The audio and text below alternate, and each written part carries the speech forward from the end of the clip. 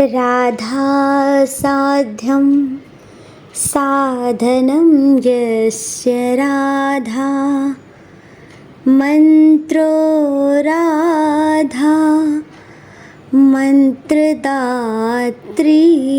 च राधा सर्वं राधा जीवनं यस्य राधा राधा राधा वाचि किं तस्य शेषम्। नमस्कार दोस्तों, हमारे YouTube चैनल प्रभु भक्ति साधना में आप सभी का स्वागत है। दोस्तों, आप सभी को राधा अष्टमी की हार्दिक शुभकामनाएं। जी हाँ दोस्तों, जिस प्रकार भाद्रपद माह कृष्ण पक्ष की अष्टमी को कृष्ण जन्माष्टमी मनाया जाता है, ठीक उसी प्रकार शुक्ल पक्ष की अष्टमी को श्री राधाष्टमी मनाया जाता है।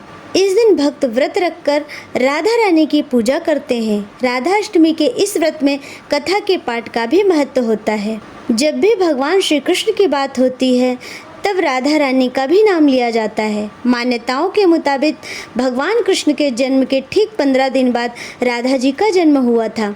इसी वजह से कृष्ण जन्माष्टमी के बाद राधाष्टमी का त्यौहार भी मनाया जाता है। हर साल भाद्रपद माह के शुक्ल पक्ष की अष्टमी तिथि को ही राधाष्टमी मनाई जाती है। तो भक्तों, राधाष्टमी व्रत कथा इस प्रकार है।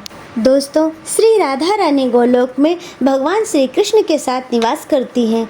एक दिन भगवान श्री कृष्ण को गोलोक में राधा रानी कहीं नजर नहीं आई। कुछ देर बाद भगवान श्री कृष्ण अपनी सखी विराजा के साथ विहार करने निकले। यह बात जब राधा रानी को पता हुई चली तो वह क्रोधित हो गई और वह सीधे भगवान श्री कृष्ण के पास जा पहुंची। वहां पहुंचकर उन्होंने भगवान कृष्ण पर क्रोध प्रकट किया। राधा रानी जी का यह व्यवहार भगवान श्री कृष्ण के प्यारे मित्र श्री दामा को बिल्कुल अच्छा नहीं लगा। श्री दामा ने उसी वक्त बिना कुछ सोचे समझे श्री राधा रानी को पृथ्वी पर जन्म लेने का श्राप दे दिया। राधा जी को इतने गुस्से में देखकर भगवान श्री कृष्ण की सखी विराजा भी नदी के रूप में वहां से चली गईं। राधा रानी ने श्री दामा से श्राप पाने के बाद उन्हें राक्षस कुल में पैदा होने का श्राप दिया। राधा जी द्वारा दिए गए श्राप की वजह से ही श्री दामा का जन्म शंखचूड़ दानव के रूप में हुआ। आगे चलकर वही दानव भगवान विष्णु का परम भक्त बना।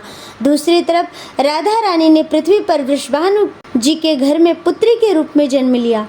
राधा रानी का जन्म वृषभानु जी के घर में तो हुआ, लेकिन उनकी पत्नी देवी कीर्ति के गर्भ से नहीं। दरअसल जिस समय राधा रानी और श्री दामा ने एक दूसरे को श्राप दिया था, तभी भगवान श्री कृष्ण ने कहा था कि राधा आपको वृषभानु जी की देवी कीर्ति की पुत्री बनकर पृथ्वी पर रहना होगा। मनुष्य के अवतार में आपका एक वैश्य से विवाह होगा जिसका नाम रायायण होगा। वो मेरे अंशावतारों में से ही एक होगा। इस तरह आप पृथ्वी पर भी मेरी ही बनकर रहेंगी, परंतु हम दोनों को बिछड़ने का दुख भी सहना होगा। इसके बाद भगवान श्री कृष्ण ने राधा जी को मनुष्य योनि के रूप में जन्म लेने के लिए कहा। संसार के सामने वृषभानु जी की पत्नी गर्भवती हुई। जिस तरह एक बच्चा दुनिया में आता है, ठीक वैसे ही देवी कीर्ति का भी प्रसव हुआ। लेकिन राधा रानी का जन्म देवी कीर्ति के गर्भ से नहीं हुआ। भगवान की माया से उनके गर्भ में वायु भर गई। देवी कीर्ति ने उसी वायु को जन्म दिया। इस दौरान उन्हें प्रसव पीड़ा हो रही थी और वहाँ राधा रानी के रूप में एक प्यारी सी कन्या ने जन्म लिया। भाद्र मास के शुक्ल पक्ष की अष्टमी के दिन ही राधा रानी का धरती पर जन्म हुआ था। तभी से हर साल इस दिन को राधाष्टमी के रूप में मनाया जाता है।